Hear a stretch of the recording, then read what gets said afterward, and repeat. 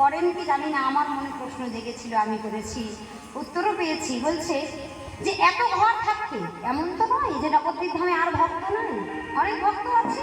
তো এত ভক্ত থাকতে শ্রীবাসের আঙিনা মাঝে কেন মহাপ্রভু কীর্তন করেছেন? শ্রীবাসের আঙিনাটাকে কেন বেঁচেছেন? এর বাহ্যিক একটি মানে আছে, কথার মানেই বোঝা যাচ্ছে।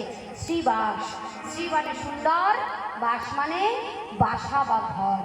তা সুন্দর ঘর যার আছে, ভগবান তো সেখানেই নাচবে নাকি? অন্য কোথাও গিয়ে নাচবে? সুন্দর ঘরের অধিকারী যেই ভগবান তার কাছে সেই নৃত্য করে। তা বলছে এই কারণে শুধু তা নয়, শ্রীবাস ছিল সব থেকে বড় ভক্ত। কেমন বলে, সে ভক্তের প্রমাণ তিনি দিয়েছেন। কোন দিন? শ্রীবাস আর মালিনী দেবীর একমাত্র পুত্র, নাম তার কৃষ্ণদাস। আমাদের ঘরেও সন্তান হয়, আমরাও নাম রাখি, অন্টি বান্টি ছন্টি মন্টি ঘন্টি কত কিছু নাম রাখি, তাই না? কিন্তু দেখুন, যারা ভক্তের ঘরে আসে, যারা ভক্ত হয়, তাদের নামের মধ্যেই কি ভক্তি ভাব ডুবে থাকে। কৃষ্ণদাস। মহাপ্রভু মনে মনে চিন্তা করছেন, শ্রীবাস, সবার মনে বড় প্রশ্ন যে জগৎ মাঝে এত কেউ থাকতে আমি তোমার ঘরে এসে কেন নাম করি? সবাই বড় প্রশ্ন জাগে। আমি তো অন্তর্যামী, আমি বুঝতে পারি, তাই আমি তোমায় পরীক্ষা করে দেখিয়ে দেবো জগৎকে যে কেন আমি তোমার ঘরে এসে কীর্তন করব। এত ঘর থাকতো, এত আঙিনা থাকতো। শ্রীবাস আর মালিনী দেবীর ছেলে কৃষ্ণদাস হঠাৎ একদিন সকালবেলা মারা গেলেন, একমাত্র পুত্র। তা দেখুন মা, যে মায়ের 4টি 5টি 10টি 12টির অবধি সন্তান থাকে, সেই মায়েরও যদি একটা সন্তান বিয়োগ হয়ে যায়, সন্তান বিয়োগের কি যন্ত্রণা, সে যন্ত্রণা মা ছাড়া আর কেউ কোনোদিন বুঝবে না, কোনোদিন বুঝতে পারবেও না। পিতা পর্যন্ত বোঝে না মায়ের মনের শোক, পুত্র শোকের কি জ্বালা যন্ত্রণা। যেই না কৃষ্ণদাস মারা গেছে, মালিনী দেবীর সেই ছোট্ট বালকের নিথর পাষাণ মরা দেহটাকে বুকের মধ্যে নিয়ে হাউ হাউ করে চিৎকার করে কাঁদছে আর ভগবানের কাছে বিচার জানাচ্ছে, দয়াময়, এতকাল শুধু তোমার সেবা পূজা করে গেলাম, প্রত্যেক দিন তুমি আসো, তোমার পাদ পদ্মে আমি রাতুল রাঙা চরণ দর্শন করি, সেবা করি। কি এমন পাপ আমি করেছি, কি এমন পাপ আমার এই ছোট্ট শিশু করেছে, যার জন্য তুমি আমার এই ছোট্ট দুধের শিশুকে কেড়ে নিলে? দয়াময়, এত তোমার প্রাণ খাবার নেশা, এতই যদি তোমার প্রাণ প্রয়োজন ছিল, আমার বাছার তো ছোট্ট প্রাণ, তুমি আমার প্রাণটা কেন নিলে না? এটি প্রত্যেক মাই বলে, মনে মনে ভাবে, আমার সন্তানের কিছু হওয়ার আগে আমি যেন মরে যাই, আমার যেন কিছু হয়। মালিনী দেবী মনে মনে ভাবছে, আমি কি এমন পাপ করেছি দয়াময়, এমন কি অপরাধ আমি করেছি যার জন্য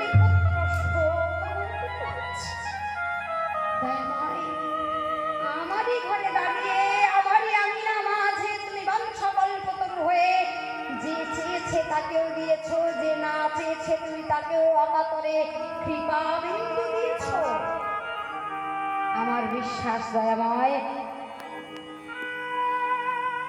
তুমি যখন আমার আঙিনায় আসবে, নিশ্চয়ই আমি তোমার কাছে ভিক্ষা চাইলে তুমি আমার ছোট্ট সন্তানের প্রাণ ভিক্ষা দিতে পারবে।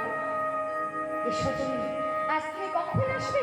আমি তুমি আসবা মাত্রই তোমার চরণে পড়ে বলবো, আমার প্রাণ নিয়ে নাও, কিন্তু তুমি আমার সন্তানের প্রাণটা ভিক্ষা দাও।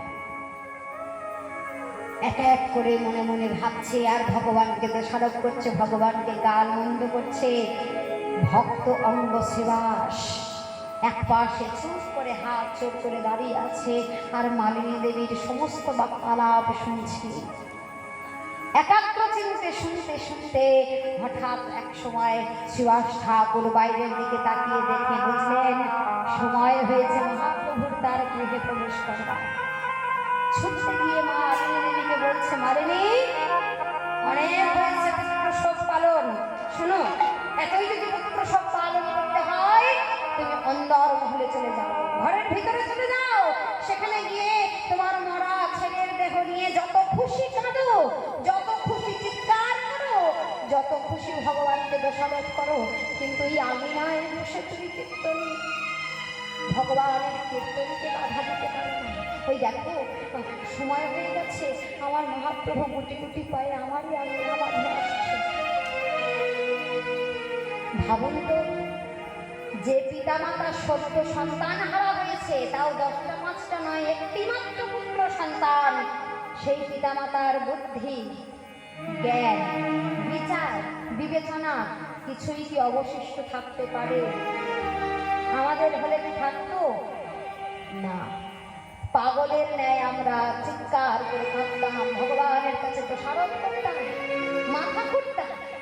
শ্রীবাস ঠাকুর এমনই ভক্ত, চুপ করে দাঁড়িয়ে মনে মনে চিন্তা করছে, মহাপ্রভু তো আসবে, আর মহাপ্রভু এসে যদি একবার দেখতে পায় যে আমার আঙিনা মাঝে এত বড় অমঙ্গল ঘটেছে, অসুখ ঘটেছে, তাহলে যে কীর্তন আমার আঙিনায় বন্ধ হয়ে যাবে। পাঠিয়ে দিলেন অন্দর মহলে মালিনীকে, আর যাওয়ার সময় আদেশ দিলেন, মালিনী, যখন তুমি কাঁদবে, তোমার শাড়ির আঁচলটা তোমার মুখের ভিতরে ঢুকিয়ে রাখবে, যাতে বাজে কথা, জোরে চিৎকার করে কান্নার শব্দ আঙিনার মধ্যে না চলে আসে। শ্রীবাস ঠাকুরের বাক্য শুনে মালিনী দেবী একেবারে অবাক হয়ে গেছে। এই কেমন পিতা? সন্তান তো শুধু একার আমার নয়, তোমারও সন্তান। তুমি কি পাগল হয়ে গেছো? তোমার হৃদয়ে কি পাষাণ ভর করেছে যে একটি মাত্র পুত্রকে হারিয়েছো? তোমার জ্ঞান বিচার বিবেচনা কিছু নেই। তোমার পাগলের ন্যায় দশা হওয়ার জায়গায় তুমি চিন্তা করছো মহাপ্রভু আসবে, মহাপ্রভুর নামে ব্যাঘাত হবে, তাই তুমি আমাকে ভিতরে পাঠিয়ে দিচ্ছ। বেশ, আমি পতিব্রতা সতী নারী, স্বামীর আদেশ আমার কাছে বেদ বাক্যের ন্যায়। বেদ বাক্য যেমন অমান্য করা যায় না, আমি তোমার আদেশ তো অমান্য করতে পারবো না। ঠিক আছে, আমি আমার মরাদেহ ছেলেকে নিয়ে ভিতরে যাচ্ছি বটে, কিন্তু শুনে রাখো, মহাপ্রভু আসলে আমি কিন্তু আবার আসবো। আর আমার সন্তানের প্রাণ আমি মহাপ্রভুর থেকে ভিক্ষা নিয়েই যাব, কারণ আমি বেঁচে থাকতে আমার সন্তান মরে যাবে, এটা আমি সহ্য করব না। সময় যেতে যেতে মহাপ্রভু এক সময় এসে শিবাসঙ্গনের সামনে এসে দাঁড়িয়েছে, কীর্তন করছে শৈশবে, অন্তর্জল ভগবান মনে মনে চিন্তা করছে, আজকে তোমার পরীক্ষা, আজকে আমি দেখবো তুমি তোমার মায়ার সংসারের পুত্রকে ভালোবাসো নাকি আমাকে বেশি ভালোবাসো। আজকে আমি পরীক্ষা নেব।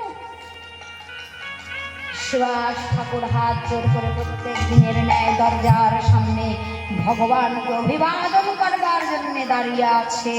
দেখবা মাত্র শ্রীবাসের মনে আনন্দের ছটা, প্রভু তুমি এসেছ, আসো। এত বিলম্ব করলে কেন? অন্যদিন তো আরো তাড়াতাড়ি আসো, আজ এত দেরি যায়, আসো আসো। অনেক সময় অতিবাহিত হয়ে গেছে, কতক্ষণ তোমায় দেখি নাই, একবার তোমার প্রাণ ঘটতে মহাপ্রভুর দিকে তাকিয়েছে, আর মহাপ্রভু ভক্তের ভক্তি প্রেম দর্শন করে অন্তরে অন্তরে চোখের জল ফেলছে, আর ভাবছে, সুভাষ দেখবো কতক্ষণ তুমি তোমার পুত্র শোক চেপে রাখতে পারো হৃদয়ের মধ্যে। আজকে আমি দেখি। সুভাষ শোনো না, আজকে না আমার ইচ্ছা হচ্ছে আমি শুধু নাম করবো না, আমি আজকে তোমার সঙ্গে নৃত্য করবো। বলো সুভাষ, আমার সঙ্গে নৃত্য করবো? কি কঠিন পরীক্ষা! যে পিতার সদ্য সন্তান মারা গেছে তাকে বলছে শুধু কীর্তন করলে হবে না, আমার সঙ্গে তোমাকে নৃত্য করতে হবে। সুভাষ বলছে, হ্যাঁ প্রভু, তুমি যদি আনন্দ পাও তাহলে আমি তোমার সঙ্গে নৃত্যও করবো। চলো শুরু করো। মহাপ্রভু সুভাষ সঙ্গে দাঁড়িয়ে গাইছে, হরে কৃষ্ণ হরে কৃষ্ণ কৃষ্ণ কৃষ্ণ হরে হরে